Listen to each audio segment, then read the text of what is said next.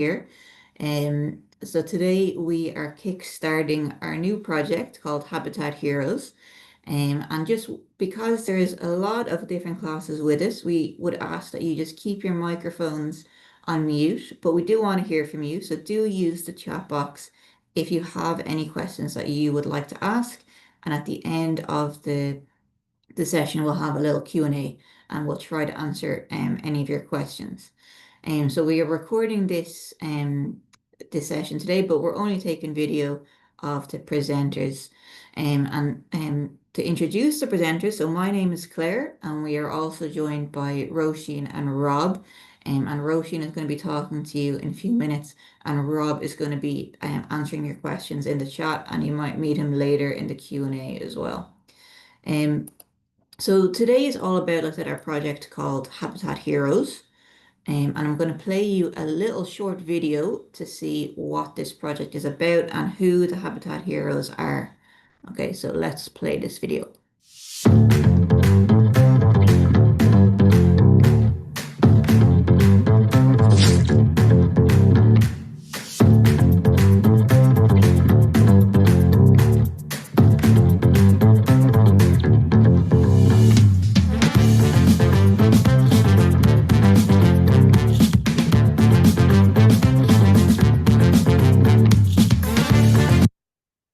Okay, so they are our 8 Habitat Heroes, and we have got one Habitat Hero, for every class group. Sorry guys, doesn't want to show you this slide. Let me see. No. Okay, don't worry, I remember what this slide says, but it won't show the writing. So our Habitat Heroes project, basically we have got 6 different plants and animals who are our Habitat Heroes for every single class group. So junior infants, we've got 6 plants and animals especially picked out for you guys. Senior infants, there's a different 6 plants and animals. First class, there's a different 6. So every class has their own Habitat Heroes.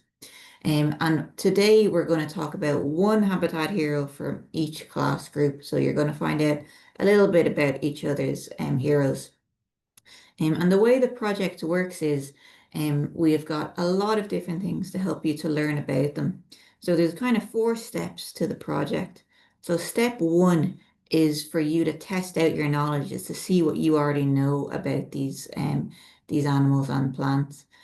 So we've got a quiz for every class. So there's a junior infants quiz, senior infants quiz, and that quiz you can do it in English or Oscailga.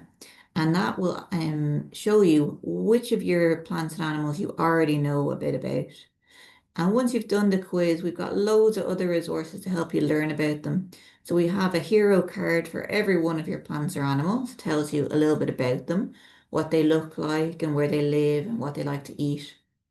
And then we also have a ton of activities to help you go outside and try and find your heroes. We've got drawings you can do, word searches, all kinds of things. You can also make your own Habitat Hero. So you might pick a different plant or animal that you want to learn about, and you can make your own hero card for them. And then when you get to the end of the project, you could do the quiz again and see have you learned much about them from there. So that's the way the project works, and might share a link in the chat to bring you to the project page if you want to look at it afterwards. I will also email you all afterwards so you can find out more about these heroes. So we're going to kick off with the Habitat Hero for second class, which is the hedgehog. So hedgehog is a lovely animal to learn about, and its name in English we all know is hedgehog. Its Irish name Oscailga is Gráinneog, and quite like the name Grania. There might be some Granias here, so you share a very similar name with the hedgehog. And then all animals have a scientific name or a Latin name. And you can see the second part of it there looks a bit like Europe. So this hedgehog we have in Ireland is the European hedgehog. If you went to other parts of the world, you would see hedgehogs that look quite a lot different. But in Ireland, we only have one kind, it's the European hedgehog. I'll show you what they look like now.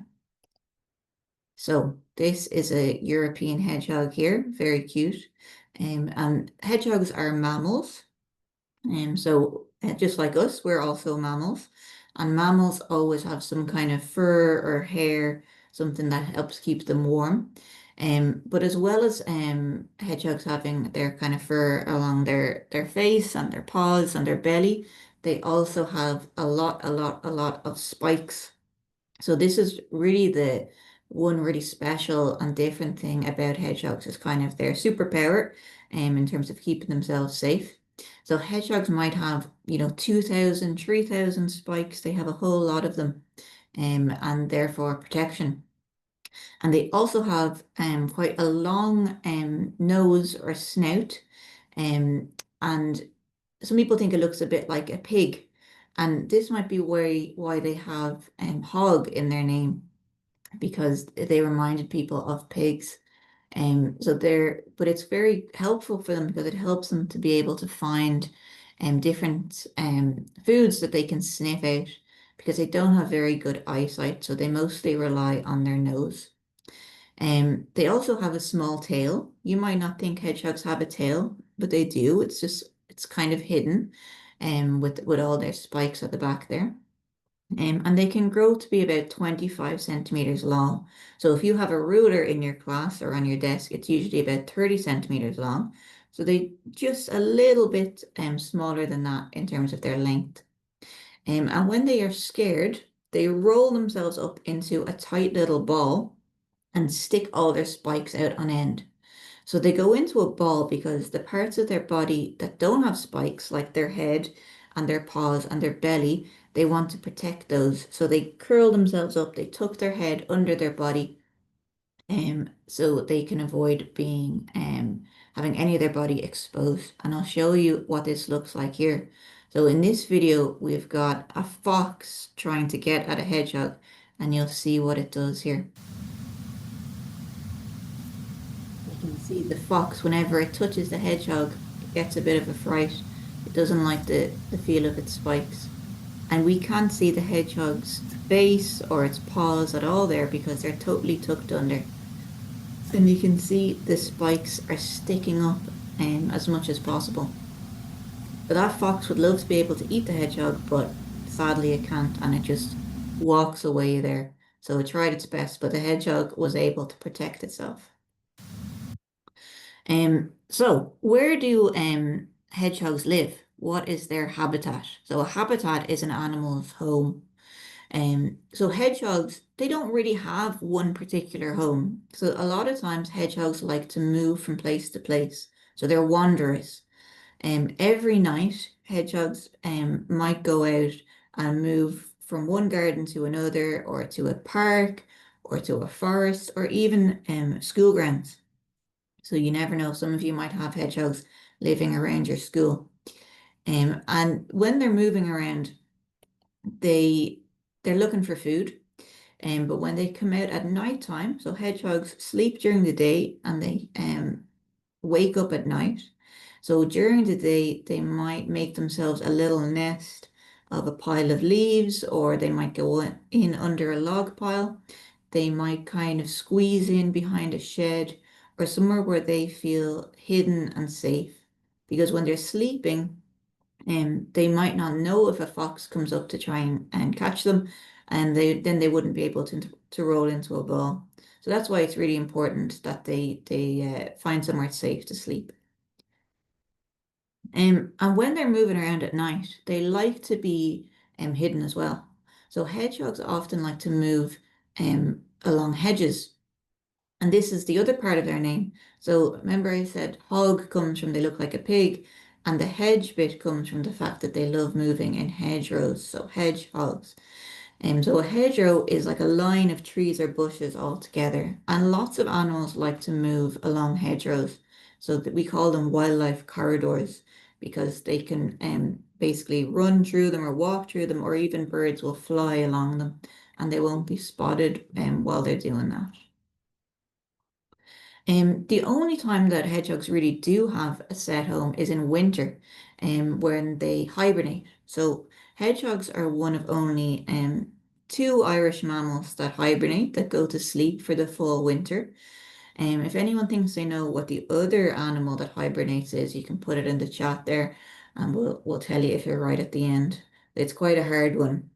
It's quite a tricky one to work out, but somebody might know it. Put it in the chat if you do. Um, so when they are hibernating, they need a really safe home and a warm home for the winter. And they might build their own nest, big pile of leaves or twigs. Some hedgehogs will almost burrow under the ground a tiny bit, cover themselves up. Um, they like to be as protected as they can because they're not going to be moving for a long time. And what do hedgehogs eat? So they're moving around at night trying to find these foods. What are they? So the hedgehog's favorite food are insects and bugs. So they love worms and snails and beetles. But they will also eat lots of other things that they can find. So they might eat blackberries, and they might eat a bird's egg if it fell on the ground. And in the video I showed you earlier with the fox, you could see that it was eating out of a dish. So if someone knows they have hedgehogs in their garden, they might leave out cat or dog food and they love to eat that as well. So they love the jelly-like cat and dog food. They don't like the dry biscuits.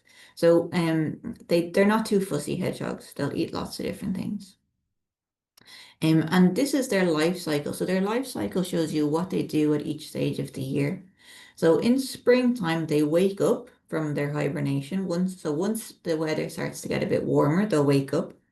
And then between April and July is when they have their babies. Um, and usually the males or the boy hedgehogs will look for a partner. So they'll look for a mommy hedgehog. And the females or the girls, they tend to wait in their own space. And then the boy or the males will come to them. And then it's up to the girls to make their nest. They make a nice warm cozy nest. And then it's actually the girls that look after the babies all by themselves. So the daddy hedgehog doesn't stay and help to look after its young babies. And the females can have between 3 and 6 babies at any one time. And then they will stay together for the first kind of 6 weeks. And then once the babies are 6 weeks old, they're ready to live by themselves. So that seems very young to us. But for hedgehogs, they're able to look after themselves from there. And then again in October, November, depending on how cold it is, they'll go back asleep. And before they do that, they've got to make sure they have lots of food to eat first. And here's just a few bonus facts about hedgehogs. So baby hedgehogs are called hoglets. So this is another word that reminds us of pigs. It sounds a bit like piglets. And even baby hedgehogs, even hoglets have spikes. But just like our baby teeth, the hoglet spikes will fall out and grow again as they get bigger. So they don't have the same spikes all of their lives. They change as they grow. And even though hedgehogs might look kind of quite slow and steady, they're actually able to run, they can climb, and they can even swim. And every night they might travel up to 2 kilometers, which is pretty far when you're that small, when they're looking for food. And that's why it's really important, if we want to help hedgehogs, that we give them spaces to get in and out of our gardens and our schools. So some people put in little holes in their fences to make like a hedgehog pathway or a hedgehog highway so they can get it through. And I already asked you this question. I said they're one of only 2 mammals that hibernate in Ireland. And I'll tell you now that the other one is a bat. So bats are the other Irish mammal that hibernate. And I'm just going to show you a quick little video here that shows you baby hedgehog.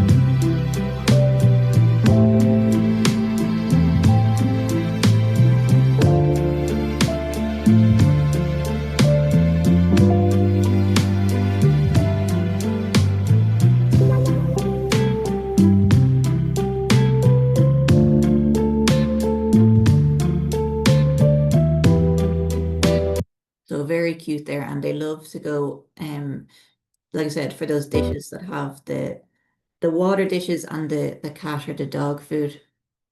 Okay, good. So I'm going to do one other presentation with you now before I hand over to Roisin. And for this one, we're kind of combining two habitat heroes of the honeybee and dandelion. So these two habitat heroes go together and because they both really need each other. So we're going to focus on the dandelion and I'll come back to the honeybee at the end and you'll see why they both are kind of linked. So the dandelion is a flower that you all probably know really well. You see them growing all over the place. And they have a lovely bright yellow flower in summertime.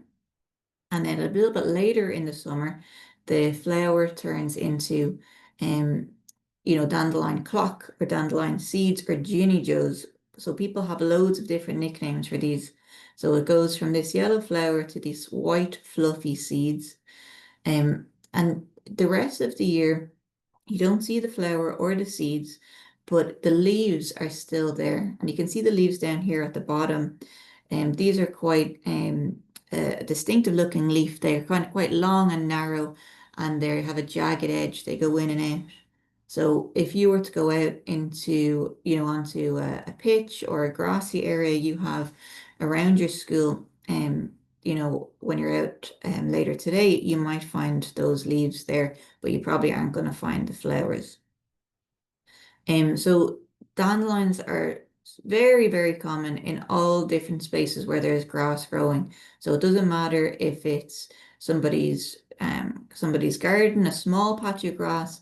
It could be a big football pitch or GAA pitch.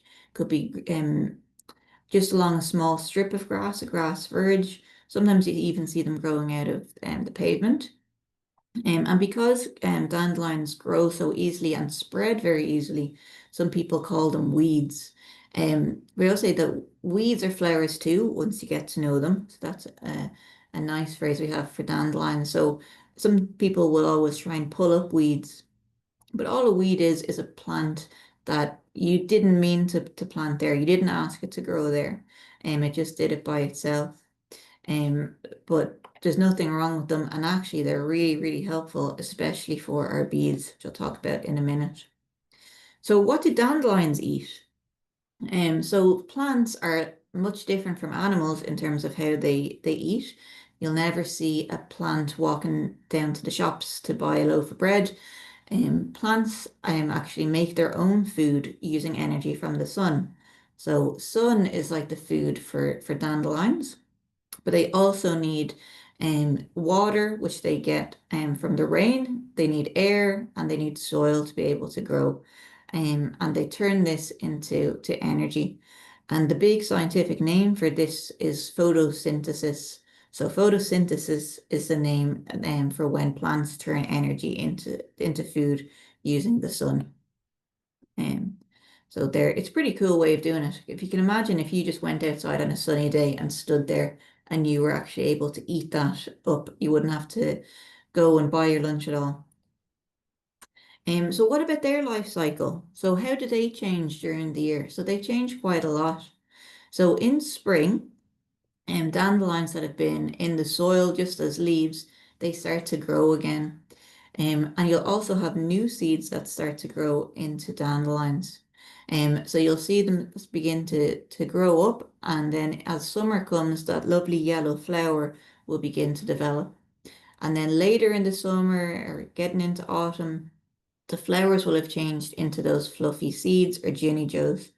And each seed is attached to a bit of fluffy white stuff. It's like a parachute.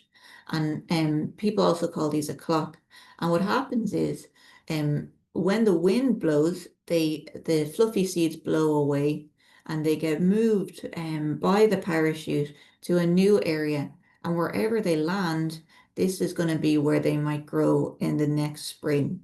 And you might go out and blow those seeds yourself, or sometimes people, even as they're walking by, will kick them and the seeds will blow off into the air. And when you're doing that, you're actually helping the dandelion seeds to find a new space to grow in the spring. And then in winter time, wherever the seeds land, they don't do anything in winter. They just rest there. It's a little bit too cold for them. There's not enough sunlight. And so they rest in the ground, in the soil until spring, and that's when the seeds will open up and they'll begin to grow into new plants. So they really do change quite a lot in a year. So dandelions are a really, really important food source for bees. So all kinds of bees love dandelions. And dandelions are one of the first flowers that open up in spring. So when you have especially queen bees or bees that are out early, they're out looking for food. And a lot of other flowers aren't ready yet. So they don't have any food ready for the bees in spring. But if you have dandelions growing, then that's something that the bees can eat. And we talked already about how dandelion seeds have a great way of spreading. They get moved by the wind to find their own space. And other plants do that as well. So I bet some of you know those helicopter seeds that at the moment are still blowing everywhere. And they also are seeds that get moved by the wind. But they grow on trees. They grow on different kinds of maple trees. And did you guys know that some people actually eat dandelion leaves? So you can put them in a salad. I find them a little bit bitter, but you are able to eat them. So they're a food for us as well as a food for bees. But we eat the leaves, whereas bees don't. They eat the pollen in the flower. And dandelions can live for a really long time for flowers. They can live up to 13 years, which is very good for flowers. So I'm just going to show you a little video of how the bees feed on the flower. And I might just have to skip a video here. So just give me a couple of I've seconds. started working with Uber about 2 years ago now. I would like. So here we've got our dandelions, and we see our bee beginning to approach it. So what the part of the flower that the bee eats is mostly the pollen. And you can see this little yellow powder. So there's pollen and there's nectar. And early on, the bees eat the pollen, but later on, it's the nectar that's actually their favorite food. But what happens is when they are crawling along the flower like this, you can see that yellow powder getting stuck to the bee's legs and its body. And this actually really helps the flower because then when the bee goes and lands on the next flower, some of that yellow powder, the pollen, will fall off, and that's what allows the flower to make a new seed. So that's called pollination. Um, so I might have confused there a tiny bit at the beginning. I said their main food is pollen. Their main food is actually the nectar, and they just get the pollen stuck to themselves while they're eating it. But that's really what the flowers want. They want the bees to get pollen stuck to them, and then they move to the next flower, the pollen falls off, and then the flower can make a new seed. So it's really, really helpful for it. Okay, guys, so that's enough from me. I'm going to now stop sharing my screen, and Roisin is going to tell you about two other great Habitat heroes. So I'll spotlight you, Roisin. Great stuff. Thanks, Claire. That was brilliant. Uh, cool. So can we see my slides okay? Yeah, perfect. Okay, great. So the next habitat hero that we're going to talk about is the garden snail that sometimes get overlooked, but they're a very important part of our biodiversity. So the word oscoilga for the snail is shelada. So the garden snail then is the shelada gari. So what they look like. Now I'm sure you have all seen lots of different snails before, but they all have very special parts of their body. So their tentacles at the top, they have four tentacles in total, but the two at the top here, these ones are to help them sense light. So they don't have eyeballs, unfortunately, so they can't really see anything, but they can sense light around them so they can tell where they are if they're coming close to something in a shadow, so they can navigate that way. They have two tentacles at their mouth as well, and this helps them to smell and to sense if they're coming to their food, where their food is. So they're very good. They really rely on their senses other than their sense of sight. We have their shell as well, so I'm sure you can all recognize a snail by its shell. Most of their shells are brown or they have specks of yellow and white in them, but they're never one color. There's lots of different colors within the shell. You'll notice that the shells have these spirals inside of them. Each of those spirals is called a whorl. So that's a pretty cool name for the spirals on the shell. Some snails can have as many as five of those whorls on their shell. And lastly, there is another part of their body and it's called the foot.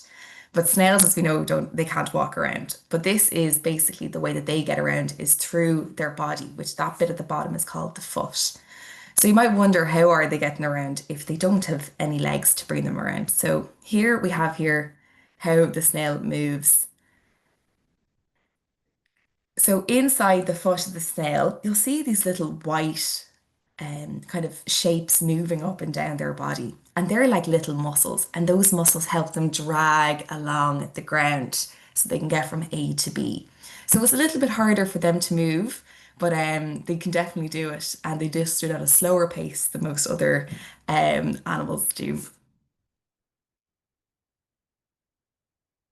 Brilliant. So, where do they live? So, you'll most commonly see these in your garden, you'll see them in their school gardens, and you'll see them in their parks, in the woodlands, and the hedgerows. So, basically, they grow anywhere that they can eat. So, that's the real question, what do they eat? So they eat lots of different plants, including fruit from trees and the crops of our vegetables. So has anyone here ever done gardening in the summertime? And you'll see whenever all your crops have grown, and you'll find lots of big holes in your lettuce leaves or in your cabbage leaves, different things like that. That's because the snails have come along and they've been eating all the lovely leafy greens that you have in your garden. Did you know that snails, instead, they don't have mouths like we do, so it's harder for them to eat their food, but instead, on their tongue, they've loads of different teeth. They have hundreds of teeth and helps them break down their food while they're eating it. So they're very clever. They can do all sorts. They can move around and they can eat, even though they look so different to other different insects we see. So, how do they live their lives throughout the year? So, in the wintertime, they'll go into a deep sleep that we were talking about before. So they'll get really, really cozy and warm and they'll find a really safe space and they'll tuck into their shell. And they'll stay in there all winter long because there's not much for them to eat and it's too cold for them. So they take a big rest and they'll wake up again in springtime. So that whole process is called hibernation. So a little bit similar to what the hedgehog gets up to as well. So after their long sleep from the winter, they're very hungry. So they'll get out and they'll start to eat again, and they'll eat all the leaves that are starting to grow on the trees. In summertime, they'll lay their eggs. Um, so they can lay up to 100 eggs, I believe. So that's a lot of snail brothers and sisters these snails could have. On the soil, you might be able to see these in the summertime. If you're playing outside in the back garden, you might be able to see little tiny white like dots on the soil. That's all those eggs. They're all snail eggs you might see there. Then in the autumn time, all those baby eggs, basically, they turn into little baby snails and they'll eat lots again before they go into hibernation. And they do this process again and again and again each year. So, like I was saying, they can lay up to 100 eggs, and both the boy snails and the girl snails can actually lay eggs, which is pretty cool, very unique. After just 2 to 4 weeks, the eggs will hatch and they'll have baby snails, and they can grow up to two, they can live for about, well, they'll keep growing for the 2 years. So become a full adult by the end of the 2 years. The snail slime that you'll see these trails over footpaths, and sometimes you can see them glistening in the light. They look lovely. But these snail trails, basically, it's how the snails keep themselves nice and safe whenever they're moving across the ground. Because as we know, the ground is very rough and it'd be kind of hard on their bodies. So they put out this nice thick slime and it helps them get over all the different shapes on the ground. And if there's anything spiky, it protects their bodies that way. So it's very important that they have all that slime around them. Brilliant. So that's all we have on the snail. So I'm sure you learned lots of fun facts about the snail there. And if you are out in the garden, be careful now. You'll know a lot more about them and you'll be a lot more, empathetic towards the lovely snails that we have. Now, our next habitat hero is the blue tit. So, Oscalia, this is Mianthon Gurum. So the blue tit is very recognizable, and I'm sure you've all seen these in your school gardens or at home or just flying around. So they're very recognizable because they have a big yellow belly, and you'll be able to see that when they're flying up in the sky. And they also have really vibrant blue wings and they have green around their neck as well. So they're pretty different looking to all the other birds that you'd see. So you'd be able to recognize them. They also have a really nice, like they have a white face that kind of looks like a mask as well. So there's lots of different ways that you can identify a blue tit. A blue tit is roughly around 12 centimeters long, and their wingspan can go up to 18 centimeters. So a wingspan is whenever their wings are stretched out, they're locked out. That's a wingspan. They can weigh up to about 11 grams, so they're really light. Blue tits can usually live up to about 3 years, but the oldest one that was recorded was 10 years old. So where do blue tits live? So like I was saying, you're probably seeing these around your school a lot of the time and around gardens, but they love to live in woodlands and in hedgerows. And they like to live around like the different native trees that we have in Ireland. So I've put in a picture there of a nice broad-leaved woodland. So if you're ever going for a walk around your local parks or in a local forest or any nice green space, you might see blue tits in the trees where they feel nice and safe and they can build their nests there. So the diet of a blue tit, so what do they eat? So most of the time in the summer, they're going to eat caterpillars. They love caterpillars. They really, really enjoy them and they're a really important part of their diet. They also enjoy to eat spiders and millipedes and other kind of insects like that. But in urban areas, so if you live in a nice small town or if you're, in a lots of houses around you, they love it if you leave out bird feeders for them and if you can feed them that way because they really appreciate it and it means they come into your garden. So we really recommend if you want to see blue tits in your garden to leave out some seeds for them because they'll happily come along and eat those. In the springtime, they're a bit mischievous and they'll eat the tree buds. So they'll eat this whenever the trees start to flower and let out their fruit, they'll be quick to get there and they'll start to eat it, and it can kind of damage the fruit trees. But they're very wise. They can see all the places that they can get their food that way. Then their life cycle. So within a year, they're very busy because they have a lot to do. So in the springtime, blue tits will look for the perfect place to build a nest, and they'll look for their partner as well. Then in April time, they will build their nest. So this is usually done by the female blue tit. She will build her nest and it can take her up to 1 to 2 weeks to do that. So it's a pretty long time to get the nest nice and warm. So the things she'll build that with are different types of moss, if there's any wool, if there's any grass, any soft, warm materials. They're perfect for building a nest because it keeps it nice and warm and cozy for her eggs. Then, so she'll lay her eggs there. They can lay up to, usually they lay around maybe 8 to 12 eggs, but they can actually lay as many as 16, which is really impressive for such a small bird. Then by mid-May, they will lay their eggs, or they've been laid, and the female will sit on top of them and keep them nice and warm. So that's called incubating them. So they'll keep them nice and warm so they can grow nice and strong. Then by summertime, they'll have hatched and they will just in 20 days they'll be ready to feed the nest, which is really, really quick. So to get them nice and strong so they can leave the nest, they will eat caterpillars. So whenever they're born in midsummer, it's the perfect time really, because that's when caterpillars are everywhere. There's loads of caterpillars. So one baby bird can eat 100 caterpillars in one day, which is loads. So the mammy bird has to be very, very ready to go out and get all those caterpillars because it's a huge amount of work that she has to do to get all them caterpillars to feed her babies. So there's a lot of work to be done there. Then parents will help the young for just a few weeks, not too long at all, and then they're ready to leave the nest, which is really quick. So it's a really quick turnaround and they grow up really fast. And then they go out and they live their lives separately and they'll do the same again the next year. So some fun facts about them. So like I was saying, they can lay a lot of eggs, which is really, really impressive. And then the whenever they lay their eggs, this is called a clutch of eggs. So if you're ever on a nature walk and you see eggshells on the ground, you can identify them by them being a blue tits eggshells because they have little red flecks in them. So if you see them on the ground, it's best not to touch them, but if you have a look up, you might be able to see the nest above you. Blue tits are very, very intelligent and they've been known for years to be so clever because way back whenever the milkman used to drop off the milk to people's doors, the blue tit will be the first bird to swoop down and pinch the top of the foil of the bottle and they drink up all the cream at the top of the milk bottle. So people used to be waiting for them to come in because they'd swoop down. So you'd have to be very quick as soon as the milkman dropped off your milk and bring it inside because they're that clever.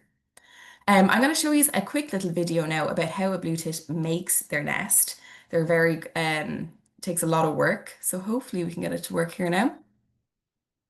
Book an uncommon holiday with Brittany Ferries. Okay. Introducing new Mentos Clean Breath. Ultra pure breath for 2 hours.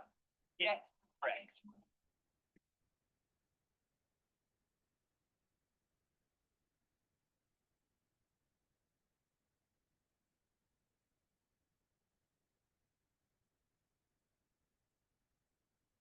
Oh, sorry.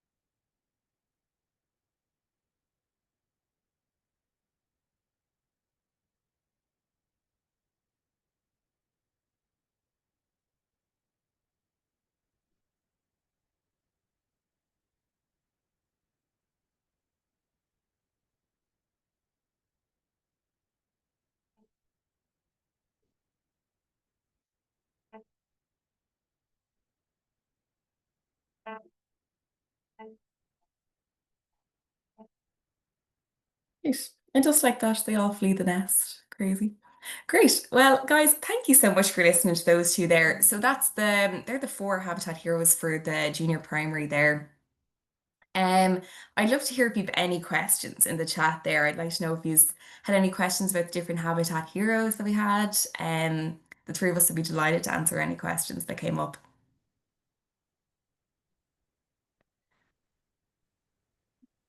That was great, Roisin. I love to see how cozy the blue tits they're nest looked. great.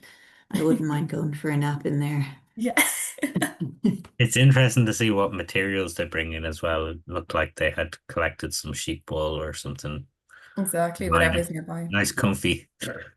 Yeah, it can be a For good one. thing to do, can be to, especially if you have a dog, is to leave out some when you brush your dog, if you take up, you can leave the fur on your washing line, and sometimes birds will come and take that when they're building their nests. So that's something to consider. Great questions coming in. Do bees hibernate from Alfie and Rang 1? So there's about 300 different types of bees in Ireland, something along that. Some of them are hibernating bees. So yes, we do have another species that of animal or insect that hibernates. So we're slightly wrong when we say there's only 2. Um, but not all bees hibernate. Some of the bees remain active right the way through the winter.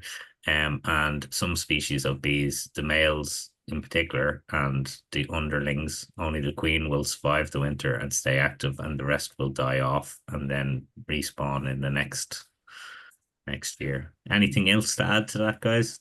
There's so much about bees. You could spend days talking about them. Yeah, definitely. No, I think that's a good way to answer it, Rob. Um, there's a good few questions coming in. I'll take the next one here. So, Beth is asking, what is a male hedgehog called? It's a really good question. So I said earlier, a lot of their names have connections to pigs, and it's the same for this, the male and female. So a male hedgehog is called a boar, and a female is called a sow, which are something that you might expect to find with pigs as well. So I don't really think they look much like pigs, but there's a lot of pig connections with their names. Let's see. So we have a question about feathers, or whether they're shed. Do birds shed their own feathers? From Oscar in Rang A1. And yes, they do. They will pluck actually feathers that are damaged out, and they'll regrow them. A great way to see this happening is if you ever go under a rook, which is a nest of lots of different types of crows, like jackdaws and rooks and stuff like that. You'll see a lot of black feathers in the ground, especially around this time of year. It's kind of spooky, and it's kind of a nice thing to do before Halloween. So check it out. A great question there about what are the hedgehog spikes made out of. So they're made out of a thing called keratin, but it's actually the same thing that our fingernails is made out of. So you can all check now, how strong are your fingernails? Give them a little tap against the table. Are they strong enough to think they're as strong as the spikes of the hedgehogs? No, probably not. Mine definitely aren't. They're very bendy. But it's made out of the same stuff, which is incredible to think that they can make spikes out of them, which is pretty cool. Another question there, how can you tell the male and female hedgehogs apart? Do they look different, Claire? I've never noticed. I don't know if it's something you can tell by them walking around. They don't really look different. Mm. I think you'd have to, get pretty close to be able to tell them apart. Yeah, Like with some animals, you can tell, the male and females might be different colors. yeah. With the birds, you can tell the difference in terms of their colors. Or there might be a really obvious way like that, but that's not really the case with hedgehogs. So Mm. the It males is might be bigger. particularly different with or difficult with hedgehogs because the Yeah. way that you'd tell is you'd have to turn them over and stretch Yeah, them out, and they're spiky, so you can't do that. So only a vet really, or yeah. someone who's looking after them, or in a zoo or something like that would be able to tell that. I'm Um, sure if you were keeping an eye on one hedgehog in particular and they got very fat very quick, you could maybe make the guess that they were a girl hedgehog and that they had That's little true. hoglets on the way. yeah, Yeah, or if they were with the baby hedgehogs, you'd know that that was a female or a girl. But yeah, otherwise it's a tricky one. Because we've gone way over time. That was I talked for much too long, so apologies for that. But thanks very much for everyone for all the great questions and for staying along with us today. It was great to have you here.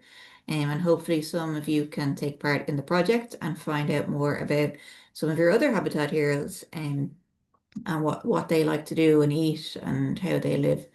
But yeah, thanks for coming and we really appreciate the questions. Yeah, thanks thanks so much, everybody. everyone. Have That's a nice great. day. Bye everyone. Bye, Bye. everyone.